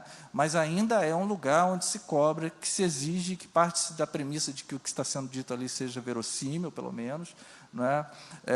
Então, eu acho que defender o monitor passa também por defender a imprensa local e o jornalismo local. É o documento que fica, né? Que fica né? E que está também no hoje disputando, que disputa a narrativa do hoje ali, né? Então isso é essencial, né? O arquivo mostra isso, né? Quando você vai se debruçar sobre as edições, principalmente aquilo que já foi restaurado, né, pela estrutura maravilhosa do laboratório lá do arquivo, né? O que cada história revela, cada edição, principalmente as mais antigas, né, mostra isso. É aquela coisa que se via como descartável para embrulhar coisas no dia seguinte. Hoje não mais frutas nem peixes do mercado, né, mas parafusos, muitas lojas usam, né, revista, jornal. Mas aí você vê, né, quanta coisa interessante os atores daquela época produziam como sua rotina de trabalho e hoje são peças tão fundamentais para que possamos entender pedaços tão importantes da história, né? Não, sem dúvida. Eu acho que é essencial também. Vitor falou uma coisa muito importante sobre essa questão de pertencimento. Mas eu acho também, falava sobre isso ontem, eu acho que a sociedade como um todo, falei um pouquinho também sobre isso na hora que eu abri, a sociedade como um todo tem que se movimentar no sentido de ressignificar. E aí, quando eu falo a sociedade como um todo, eu acho que a academia, a nossa academia campista, né, nós somos confrades ali, a Câmara, o arquivo, o museu da cidade, enfim, os jornalistas, nós temos uma função social a cumprir. Eu acho que Campos, durante muito tempo, foi uma cidade que esperou muito do poder público, e é simbólico que estejamos aqui. Enquanto que algumas instituições, eu vou dar um exemplo muito prático para vocês que vai muito nesse caminho. Quando aconteceu a pandemia, o lockdown, as instituições de cultura foram fechadas num primeiro instante. A equipe foi completamente desmobilizada, foi demitida, sem salário. O Cristiano vai lembrar disso, daquela loucura. E aí, no desespero, as pessoas estavam sem receber há meses, o acervo precisava de manutenção constante, assim como o edifício. Eu fui pedir socorro às instituições de ensino, pesquisa, cultura em Campos. Algumas dessas instituições ficaram com medo, ou, enfim, não quiseram abraçar a causa no primeiro momento. E eu fiquei pensando, por que não quiseram abraçar a causa no primeiro momento? Qual é o problema em se criar essa demanda para a própria prefeitura? De manutenção de espaço que é público. As instituições também precisam se envolver. Esse debate sobre o monitor campista, sobre o patrimônio campista, ele precisa estar no poder público, mas ele precisa também fazer parte de uma responsabilidade social que cabe a cada um de nós, principalmente nós que somos formadores de opinião. Eu bati nisso ontem. Eu acho que nós temos uma função a cumprir. Nós estamos aqui fazendo isso, informando sobre o papel do monitor ontem e hoje. E eu acho que é importante que a gente faça isso com outros espaços da cidade, justamente para gerar demanda para que chegue lá onde a gente gostaria que efetivamente a mudança acontecesse. O monitor campista também é exemplo disso. E eu acho que se tem alguma coisa que pelo menos o grupo fez, o grupo, né, do Diários Associados acabou fazendo de positivo, foi, com muita luta do Dr. Edson, quando ele era presidente da Câmara, foi ceder o título do monitor à municipalidade. Portanto, o título monitor campista pertence a Campos dos Goytacazes, Cristiano. É nossa obrigação, enquanto formadores de opinião, enquanto gestores, professores, enquanto imprensa, é nossa obrigação lutar por esse título, porque ele pertence à municipalidade. O que nós vamos fazer com ele? O que nós estamos fazendo com ele? O que estamos fazendo com ele. O que fizemos também com o Livro Verde, né? Não vamos esquecer de ao Livro São Verde. São mortes, né, que a gente vai assistindo. O que fizemos. Como a gente desiste tão fácil, né? de algumas batalhas, assim, né? Por que isso acontece? O próprio Cine Teatro Trianon, né? Que também foi. O Cine Teatro Trianon. Uma morte anunciada, a última sessão. As pessoas gostam muito dessa coisa da finitude, né? Acabou. Não sei se podemos especular aqui, né? Se algum traço da cidade afeito ao novo, afeito ao futuro, afeito a avanços tecnológicos, por exemplo, o que tem a ver com o nosso passado de muita pujança empresarial também, uma certa elite que gosta de negar o passado, assim, estou tentando ser generoso e compreensivo com relação ao que acontece com a gente, né? Para não também ficarmos com a ideia de que é necessariamente uma conspiração para acabar com o nosso patrimônio. Mas por que isso acontece, né? um certo elogio do futuro, um certo elogio acrítico, né? Eu acho que, por um momento, até, inclusive, descabido, porque hoje o futuro parece ser ressignificar o passado, inclusive com o seu ponto de vista arquitetônico, inclusive, né? Tantos usos e inclusive, vantagens financeiras que têm sido feitas com relação a isso, mas parece que a gente despreza. Eu não sei se é disputa de memória. A gente teve, por exemplo, uma geração aqui, que nasceu ali dos anos 80, por exemplo, geração política, que eu digo, né? Que cresceu formando uma nova elite política, rompendo com o passado, né? E, num primeiro momento, essa nova geração de políticos, que já está envelhecendo bastante, mas, naquele momento, ela tentava ainda se sustentar mantendo alguns vínculos com o passado, disputando o nome da cidade, colocando Goitacazes, criando um corredor de memória no centro de Campos para Tiradentes, estabelecendo ainda algum tipo de olhar para o passado, em que entendia que o fato de ser uma nova geração rompendo com dinastias políticas anteriores não significava que ela precisava abandonar isso, pelo contrário, ela ali vinha reivindicando, inclusive desenvolvendo o projeto do novo Trianon, né? Então, aquela geração política ali começou a esboçar um certo namoro com a preservação histórica da cidade. Num dado momento, isso começou a se romper. Eu não sei se começaram a perceber que era mais interessante criar novas figuras públicas e romper com o passado, gerando um apagamento, e aí os novos heróis, né, teriam que obrigatoriamente ser outros, e Campos teria que começar a fazer uma nova história a partir de então, não é? E estava nascendo um novo líder, né? E a partir de então isso começou, de um momento para o outro, passou a ficar meio fora do alcance das políticas públicas, das intenções dos governantes, cuidar de preservação, de cultura, de memória, com uma ou outra exceções dos bravos guerreiros que sempre estão, tanto fora quanto dentro do poder público, sempre há muitos. Por aí, né? Podemos falar Avelino Ferreira, Otávio de Campos Soares, que, independente de estar fora ou estar dentro, sempre, né, lutaram por esse pertencimento. Mas o que hoje, a impressão que me dá, sobretudo nesse ambiente de disputas de narrativas muito rápidas, não é, gente? Isso que a gente está fazendo aqui agora, gente, isso é de uma raridade, né? Quem para prestar atenção em 40 minutos de alguém falando sobre isso, né? E isso, do seu ponto de vista eleitoral, e também que se reflete nas políticas públicas, porque são decisões de governo, a gente está muito também impactado por essa falta de visibilidade e de relevância eleitoral, inclusive, das questões que têm mais a ver com narrativas mais longas, com histórias mais adensadas, que merecem atenção mais lenta, né? E, do seu ponto de vista do governante, ele está olhando a popularidade das redes, isso é muito rápido. É difícil, você falou num dado momento também sobre a necessidade de a gente pressionar, né? Eu acredito muito nisso também, eu acredito que só fazendo barulho. Eu acredito que, no caso do Olivo Verde, por exemplo, eu discutia muito com o Adelfran Lacerda. O Adelfran Lacerda é todo institucional, né?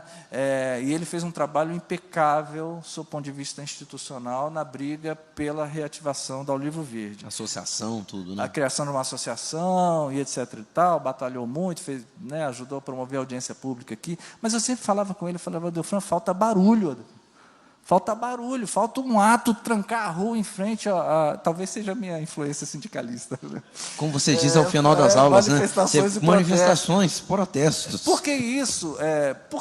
Por um prazer qualquer acerca de manifestações? Não. É porque isso ajuda a dar visibilidade e o político, né? Qualquer que seja ele só se sente pressionado por isso. Né? Então, eu acho que nas nossas questões, por exemplo, é difícil até fazer barulho, né?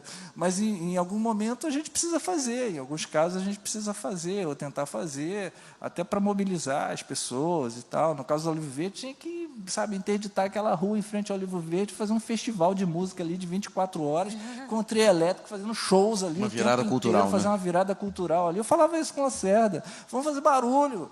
E ele fala, não, a gente está criando uma comissão que vai fazer uma não sei o quê, que vai fazer uma audiência não sei o que lá. Eu falei, então tá, vamos respeitar o coletivo, né? Mas, enfim, acho que precisamos tratar isso também, até desacralizar um pouco também, sabe, esses assuntos e esses temas, porque às vezes parece assim, nossa, é coisa de intelectuais, né? Exatamente. É coisa de... Não, gente, é coisa do nosso dia, é dia a dia, é coisa que faz a gente acordar melhor, saber onde está, saber quem é, sabe, ter um dia melhor, mais feliz, saber andar pela cidade, pela rua e reconhecer, sabe, a paisagem. Isso diz respeito à nossa autoestima, diz respeito à nossa saúde. Se a gente começar a puxar, sabe, para o dia a dia das pessoas, tem a ver com a nossa sobrevivência, inclusive. A pandemia mostrou isso. Sem dúvida. Olha o papel da cultura na pandemia, né? Então, acho que, enfim, falei demais. De forma alguma. Um dos remédios na pandemia foi a cultura, né? Tudo que tinha de cultura na internet era aquele alívio para aquele pesadelo todo. Agora, se nós estamos falando da importância do jornalismo para a história da cidade, né, que é o tema aqui da nossa mesa, a gente também tem histórias interessantes do rádio, né, veículos importantes, e da TV, que é o meu objeto de pesquisa. Né? Esse ano a gente está fazendo 45 anos da primeira transmissão local, né, de quando o deputado Alain Ferreira inaugurou, claro, também como meta política, mas acabou fazendo um marco, né, um novo veículo, um novo caminho para o exercício da profissão, que era a televisão.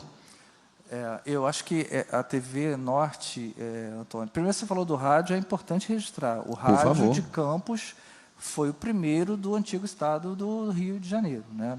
A antiga Rádio Cultura, então, que é outro patrimônio que se perdeu aí também. Do dia para a noite virou Rádio Record, sem menor, né? E depois continuou lá com uma frequência, eu acho que gospel, alguma coisa assim. Sabe? Acabam. E com relação à TV, quem sou eu para falar de TV perto de Antônio Filho? Né? Nada. Mas tem um caráter muito interessante da TV Norte Fluminense que eu acho que ela inventou a nossa região. A noção de Norte Fluminense existia ali como limite administrativo, burocrático, mas ela não estava na cabeça das pessoas. Ninguém, sabe, pensava assim, eu moro no Norte Fluminense, eu sou do Norte Fluminense. A TV Norte Fluminense que delimitou simbolicamente uma determinada região e começou a colocar um certo Norte Fluminense na cabeça das pessoas, e isso fez sentido pela força da TV, do Globo, naquele período, né? Durante a audiência, o poder que ela tinha, a importância que ela... Eu fiz estágio na antiga TV Norte, rapidinho, né? Um namoro rápido com a TV que eu tive, e eu vi isso acontecer. Quando chegava o carro da TV Norte Fluminense num bairro para fazer uma matéria, era um acontecimento. É o patrimônio simbólico que você se refere tão bem em sala de aula. E essa força fez criar isso, né? Sob o ponto de vista imaginário. Vou dar um outro exemplo onde isso não consegue acontecer, que é o caso da nossa InterTV. A nossa InterTV não consegue emplacar na população uma certa ideia de uma região maluca que tem Cabo Frio, que tem Petrópolis, que tem Itaperuna, que tem Campos, que tem Macaé. Que região é essa? As pessoas assistem aqui e falam assim, o que eu quero saber de Teresópolis? O bairrismo que a TV Norte criou, né? Teresópolis assiste, o que eu quero saber de Campos? Exatamente, é o desmonte desse bairrismo saudável de Norte Fluminense, que a TV que o Alair inaugurou em 81 criou na gente, né? Isso é complicado porque também o estado do Rio de Janeiro é um estado que não existe, sob o ponto de vista simbólico, né? As pessoas não se sentem pertencentes. Isso a categoria fluminense é diferente. Eu sou pernambucano, você sabe o que é. Eu sou mineiro, você sabe o que é. Eu sou gaúcho, você sabe o que é. Esse amor à bandeira do Agora, estado, eu sou né? Fluminense. Já fica a coisa do time, por aí vai. Você não consegue fica essa confusão. Essa pouca exaltação aos símbolos, né? O que ele se refere, né? Você vê, por exemplo, Carnaval de Pernambuco, a bandeira está lá em tudo. O Rio Grande do Sul, em todos os eventos, bares, restaurantes, você tem a bandeira presente. O estado do Rio tem uma bonita bandeira, pouco valorizada, concebida pelo nosso querido Alberto Fioravante, né? Não sabia. Sim. E que nos ajudou, inclusive, na mudança, né, para o modelo atual, consolidado entre 2009 e 2013, que é a luta minha, junto às instituições, para que elas atualizem suas bandeiras de campos. Algumas ainda utilizam um modelo de 50 anos atrás. Muito interessante. Gente, é importante a gente lembrar também do acervo da TV Norte, né? Que tristeza. TV Norte que fala tanto... Esse lugar comum, né? Esse lugar da memória, esse lugar histórico. E, infelizmente, eu já fui tanto atrás desse acervo, de qualquer fita, qualquer possibilidade, Antônio sabe. Eu fico atrás de Wellington Peninha. Peninha onde a gente consegue qualquer coisa. Porque era muito caro, né? Gravava-se por cima. Sempre, e nessa a cada 3 meses. E nessa transição, isso é muito ingrato, gente. Quando instituições locais, elas acabam sendo incorporadas, digamos assim, por instituições maiores que vêm de fora, exemplo do Monitor, da TV Norte. Não há, eu vou chamar de carinho, não há carinho com aquilo que já existia, com aquilo que ficava. E talvez a gente perceba isso ainda no discurso de algumas pessoas que vêm de fora e querem achar que sabem mais sobre a cidade ou que sabem melhor sobre a cidade do que nós mesmos. Isso aconteceu, Cristiano, semana passada, eu recebi uma ligação de uma pessoa, mas vocês têm um patrimônio tão fantástico aí, vocês não fazem nada. Eu fiquei pensando assim, gente... Então, assim, o que ele acha que a gente está fazendo aqui? Nós estamos na luta há muitos anos, isso é desrespeitoso. Então, essa visão ainda de quem vem de fora, do que vem de fora para a nossa cidade... ela só vai mudar quando nós nos posicionarmos. E aí, infelizmente, o acervo da TV Norte, a gente não recupera mais. Era uma tecnologia diferente do que a gente tem hoje. Nosso encontro aqui, transmitido ao vivo no YouTube, está arquivado para sempre. Já esse material de antigamente era tudo muito caro, não tinha essa facilidade de compra pela internet das fitas, né? Então, foi tudo sendo perdido. Agora, uma coisa interessante, um trabalho meu, feito em 2007, quando eu terminei o curso na antiga FAFIC. Eu encontrei na Record um arquivo da inauguração. Em um Matic, que era o formato da época, Vitor com certeza já viu funcionando, nós tínhamos alguns aparelhos assim na FAFIC e a TV já não tinha, a Record já não tinha mais equipamento para a leitura da fita. Nós tínhamos no curso de comunicação, eu peguei emprestado, consegui fazer a leitura, ficou em preto e branco porque nós não tínhamos o transcoder que fazia essa divisão da leitura de cor, mas eu consegui, está disponível. Está em matéria minha no YouTube sobre os 40 anos da TV celebrados em 2021, quer dizer, alguma coisinha está lá. Sim. Mas isso ficou arquivado e isso não foi jogado fora, interessante. Mas coisas incríveis que a gente acaba debatendo no dia a dia, principalmente nós que trabalhamos com imprensa, você também com essa coisa da memorialista, né, da historiadora. Eu vivo muito isso, eu penso muito isso. Gente, está o fato. Como será que foi retratado, não só pela TV Norte, já tivemos muitas TVs paralelamente, TV Planície, que fazia a retransmissão da SBT e hoje a Inter TV, tantas coisas interessantes, importantes, pedra fundamental do Trianon em 91, inauguração do Trianon em 31 de julho de 1998, todas essas TVs cobriram. Infelizmente, essa coisa do arquivo não existia, não tinha plataforma digital para colocar como YouTube, o próprio Globoplay hoje da Globo, enfim, isso tudo ficou perdido porque faltava essa noção, realmente. Agora, esse carinho é uma outra coisa. Por exemplo, a Rede Bahia, que tem 41 anos, ela começou Manchete, depois que virou Globo, 2 anos depois, ela tem tudo arquivado de todos os tempos. Principalmente o Carnaval, que é o grande produto cultural de lá. Então, quer dizer, tem esse choque. Né? Depende muito de quem administra também. É caro, era muito caro? Era, mas valia a pena uma boa parte do que era importante ficar arquivado.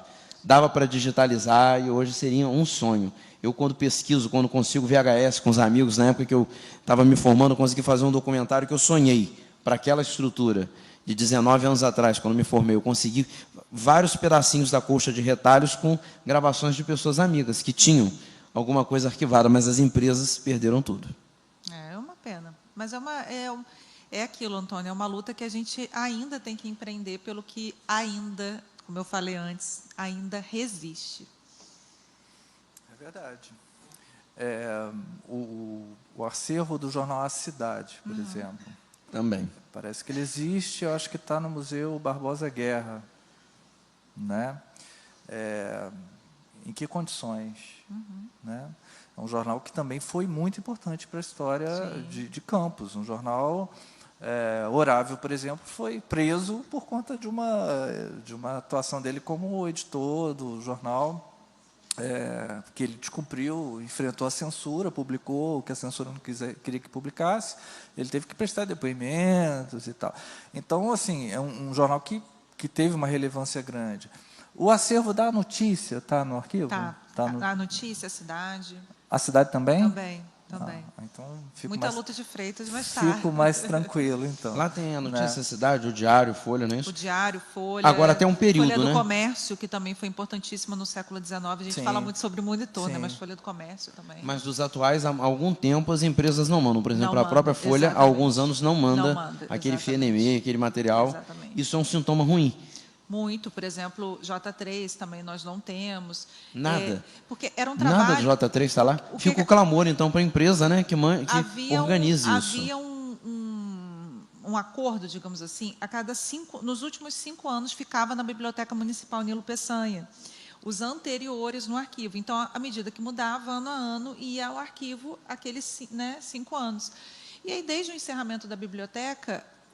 a municipalidade não recebeu mais esses jornais, que não criaram, digamos assim, a demanda de enviar para o arquivo, coisa do gênero. E, aí, infelizmente, a gente tem um gargalo hoje, né? Tem um gargalo grande. Grande, de tempos atuais, mas que vão se perdendo. Muita coisa, por exemplo, os sites também passam por isso, né? O site do veículo tal mudou, apagaram tudo que já tinha. Memória, então, esse papel é fundamental, esse jornal dos últimos 5 anos, 6, 7, 8, que não está lá, fica esse alerta para as empresas de comunicação, para que procurem um arquivo e o façam, porque essa descontinuidade vai prejudicar muito no futuro. Gente, não só isso, nós estamos falando com jornalistas para jornalistas. O que será da informação no futuro próximo? Porque, às vezes, a gente joga lá uma notícia sobre campus, você clica no link e você não consegue, o link está quebrado, você não consegue mais acessar. Isso é gestão da informação. O que estamos produzindo hoje, será que realmente fica? Será que o YouTube vai ser, digamos assim, uma plataforma segura para os vídeos que estão lá?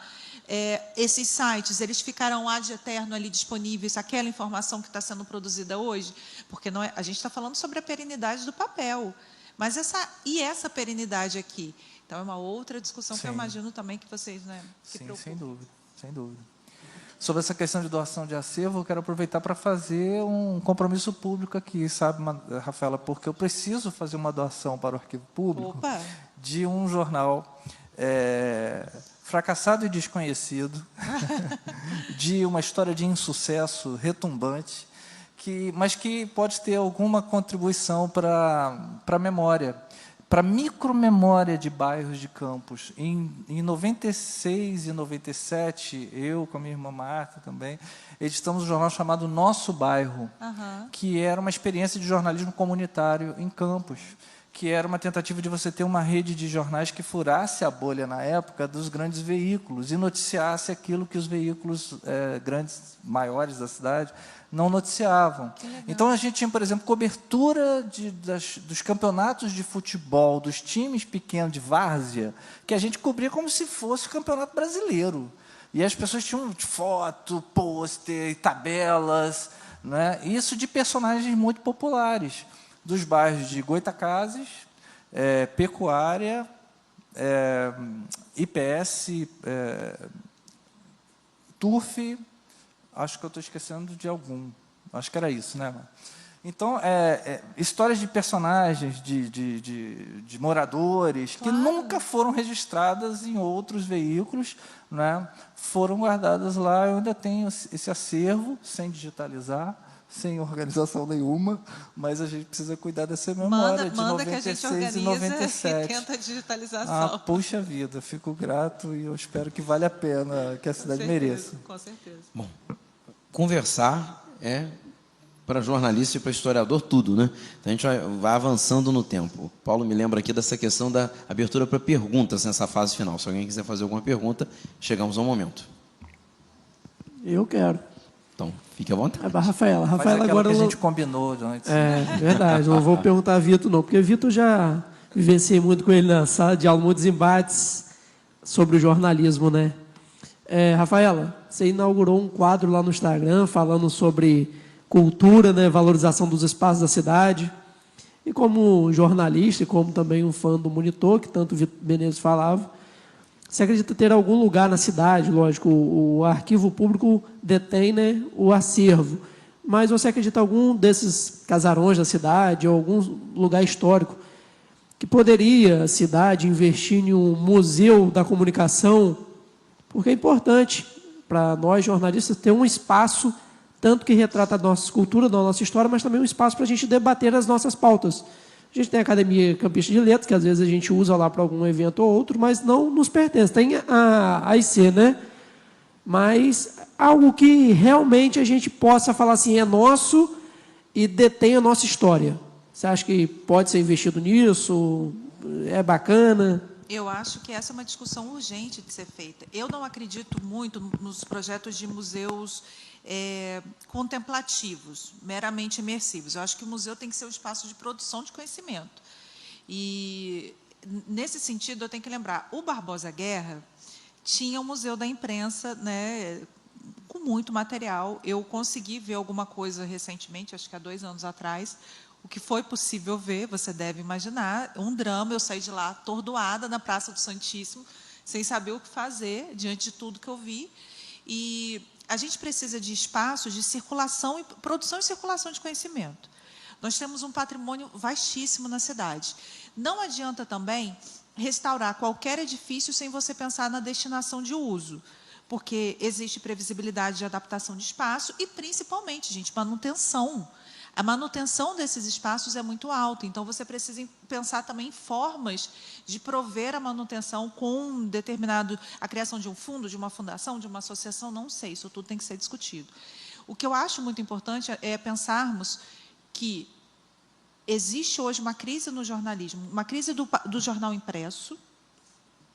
Apesar dos pesares, todo mundo se acha muito jornalista, muito comunicador, sem ter a formação, e aqui a gente, eu não quero tirar o lugar de ninguém, mas a gente tem que dar a César o que é de César, né? O título de jornalista, ele é um título, portanto, ele é conquistado a partir de uma vida acadêmica, salvo alguns títulos, digamos assim, mais honrosos. Então, acho que é um ponto importante de discutirmos, mas é uma discussão bem profunda, porque passa por muitos outros caminhos e muitos canais, como manutenção, como a própria crise do jornalismo. Campos sempre foi um polo, há muito tempo vem sendo polo universitário. Mas qual é a realidade do curso de jornalismo hoje? Como a cidade mantém esse polo universitário? Acho que são discussões que caminham todas nesse sentido também. Tem mais pergunta aqui, ó. Boa tarde, gente. Vocês falaram já um pouco sobre isso que eu gostaria de colocar, gostaria da opinião de vocês a respeito do futuro da pesquisa em comunicação e história. A gente falou do Monitor Campista, que é um acervo muito rico e muito procurado por pesquisadores, né, de muitas áreas, especialmente de comunicação, para falar um pouco da história de Campos, da história da comunicação em Campos. A gente está falando sobre essa crise do jornalismo atual. Estávamos falando aí sobre essa dificuldade também da gestão da informação, como não temos mais impressos, e esses arquivos online, você vai acessar um link e não tem mais esse link. O que vocês pensam assim do futuro para a pesquisa documental assim, nesse sentido aqui na nossa cidade? Começo? Sim. O futuro da pesquisa vai ser assim, alguém vai fazer um prompt do IA e falar, fale-me de Campos. E a IA vai encontrar algumas coisas e brincando, gente. Aliás, brincando mais ou menos, porque tem uma dose profunda de preocupação no que eu acabei de dizer, Gigante. inclusive com experiências recentes que tenho tido na orientação de trabalhos, que mudou completamente o perfil da época de vocês, né? Em que vocês estavam lá, de como se pesquisava, né? Enfim. Não, mesmo no ambiente digital, mas com outro tipo de comportamento, né? E essa é uma preocupação, sim. Você falou sobre o espaço de exposição, né, que tem a ver também com pesquisa e possibilidade, né, juntando a todas essas ideias de preservação e de ambiente de pesquisa, né? Tenho muita pena, por exemplo, que a gente não tenha conseguido, está na mão de vocês fazer isso, a minha geração já tentou e é outro fracasso retumbante, fazer isso na Associação de Imprensa Campista, na AIC. Eu acho que a AIC poderia ser um lugar de pesquisa, inquietação, acervo tanto quanto possível, de encontro, de diálogo, de efervescência, e isso a gente não conseguiu fazer. A gente conseguiu dar uma certa vida pública para a AIC, mas a gente não conseguiu cuidar enfim, da estrutura, das questões administrativas internas, é aquele velho problema que o jornalista tem com a administração, né? Então, a gente não cuidou dessa parte, mas poderia ser um lugar. Agora, eu acho que a gente ainda tem... É engraçado, né? A despeito da gente perder tanto, a gente ainda tem muito, né? Talvez por conta desse vigor, desse capital social que a gente tem. Porque a gente ainda tem um potencial universitário muito grande, né? De gente que pode ainda trabalhar. Eu desconfio até que quando a gente começa a fazer um discurso meio saudosista, assim, estamos perdendo e não sei o quê, talvez seja falta de observação com relação ao que a moçada está fazendo, né? Eu tento não perder o olhar acerca dos novos coletivos, quero ter esperança, pelo menos, né? Os novos coletivos culturais, as novas gerações de pesquisadores, o pessoal que está batalhando para ter o galpão da UF aí agora, que está fazendo um movimento incrível para poder fazer isso acontecer. Eu acho que tem um monte de coisa bacana que pode sinalizar esperança para a gente nesse sentido de preservar acervo, de fazer cultura, de fazer pesquisa, né? Tento ser otimista, sabe? Não é fácil ser otimista, mas eu tento ser otimista, né? Existe um gargalo da gestão da informação, né, Lohane? E a gente tem a lei de acesso à informação, você tem a necessidade de transparência sobre a informação, mas de que forma essa informação é gerida no dia a dia, isso a gente olha para a administração pública, para empresas privadas, isso é um drama, e é um drama que as próximas gerações vão viver muito mais do que a gente. E eu acredito que essa questão da inteligência artificial também, Vitor trouxe, é uma outra questão muito importante. Se vocês colocarem lá, Campos foi a primeira, eu já testei, né? Campos foi a primeira cidade a ter luz elétrica? Ele vai dizer sim. Constrói um texto maravilhoso dizendo que sim. Aí eu falei assim, você tem certeza? Ele falou assim, tenho certeza. Aí você começa a fornecer outros dados para ele de que não foi. Aí ele começa a repensar a própria... Só que quem não sabe vai pegar a primeira ou a segunda resposta. Então, assim, eu sou aquela desconfiada de inteligência artificial. Não confio mesmo. E eu acho que, futuramente, eu gostaria de ter esse otimismo que você tem, mas eu percebo... problema que nós também criamos, eu percebo as novas gerações muito descoladas, muito distantes daquilo que é valioso para a gente, que seja o patrimônio. E eu, às vezes, assim, eu acho que quando você está num ambiente acadêmico, a academia deve retornar à sociedade em que vive. Nós temos cursos de formação superior com professores que vêm de fora, que passam 1, 2 dias na cidade e vão embora. E que não estão pesquisando para campus, sobre campus ou fornecendo para a região. Isso é dramático, na minha opinião. E o que acontece? Qual é o reflexo disso? Alunos que não vivem a região. Então, muitos desses coletivos são sobre... eles acabam abraçando causas, obviamente, extremamente importantes, mas que dialogam um pouco, às vezes, com a própria região e mais com determinados grupos, com determinadas situações. Então... quando eu falo sobre a questão de... você mencionou isso no início, qualquer espaço a ser pensado, a seu excelente exemplo, a gente tem a SIC também, que é outra instituição centenária, que precisa ser revitalizada. São espaços que tem que se abrir à discussão. Mas não adianta abrir, como estamos fazendo aqui hoje, se o outro não é chamado, ou é chamado e não chega à discussão. Como a gente constrói isso? Eu já não tenho tanto otimismo com relação às novas gerações. Eu espero que a gente ainda tenha tempo para mudar isso. Bom, eu tento ter. Precisamos. Vamos lá, gente. Considerações finais. Rafaela. Gente, agradecer mais uma vez pelo convite, dizer que eu toda vez que eu venho aqui, venho a casa, eu fico muito feliz em perceber como... a Câmara abre o espaço para o diálogo com a população, seja através da TV Câmara, seja através desses momentos. Eu acho que, uma vez eu estive com o Fred e falei para ele, a Câmara, às vezes a pessoa comum, a minha mãe, por exemplo, uma Câmara Municipal é muito distante para ela. Uma Câmara Municipal é o lugar em que os vereadores ficam e não o lugar do povo, quando é o contrário. Então, quando a gente promove momentos como esse, nós estamos, de fato, aproximando a Câmara Municipal das pessoas. E acho que a TV Câmara tem um papel importantíssimo. Eu sou muito fã desse projeto, sou muito fã da TV, muito fã do trabalho que vocês fazem. Acho que as redes sociais têm um trabalho, uma função social a cumprir. Não adianta a gente querer jogar contra, é a realidade, então é com elas que a gente vai trabalhar. E sabendo trabalhar, a gente consegue trabalhar bacana, consegue levar informação de qualidade, e consegue fazer com que o campista, ou quem vive no Norte Fluminense, reconheça o próprio território em que vive. Tá bom, gente? Muito obrigada. Também quero agradecer muito, né, pelo convite. Estou sempre à disposição da Câmara para essas conversas.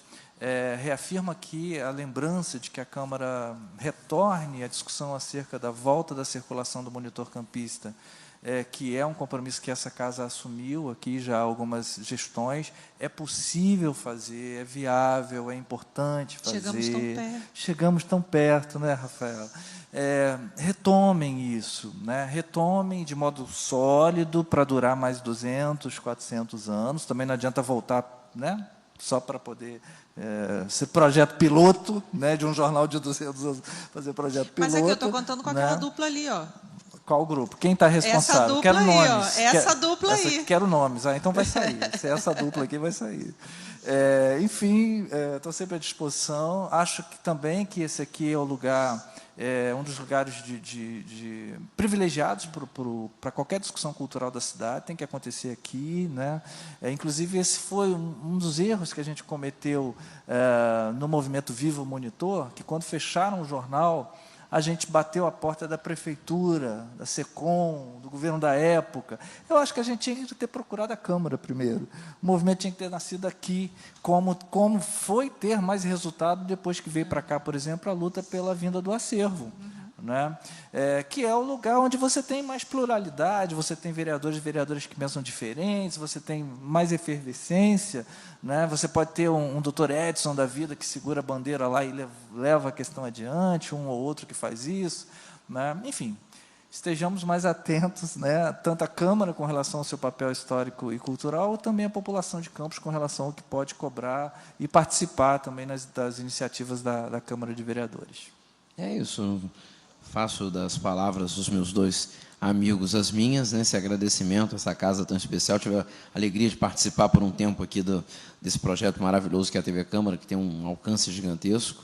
E, enfim, celebremos, independente da divergência de datas, né, eu coloquei isso na minha rede social há alguns anos, todas essas datas importantes. Se o 28 de março está chegando daqui a poucas horas, celebremos o orgulho dessa coisa de ser campista ou de nascimento ou de coração, e principalmente a Rafaela que está vendo esse momento, pelo primeiro ano que ela é mãe de campista, no 28 de março. Uma campistinha raiz. Olha aí. É isso, Paulo, obrigado. Obrigada, gente. Obrigado a vocês, obrigado, Vitor, obrigado, Antônio, pelo carinho de sempre, obrigado, Rafaela. E é isso, gente, depois de uma palestra com a doutora Rafaela Machado, que dispensa os comentários, Antônio Filho mediando uma roda de conversa, e o professor Vitor Menezes, a Câmara agradece a você que nos assistiu em casa aqui, através da Escola Legislativa, nosso superintendente Cristiano Simões, muito obrigado pelo apoio, a todos vocês que nos assistiram aqui, né, no plenário. E é isso, vamos celebrar sempre a nossa cidade, a nossa cultura, o nosso povo, e lutar para que o nosso patrimônio e a nossa história nunca seja apagada. Muito obrigado, fiquem todos com Deus e até a próxima.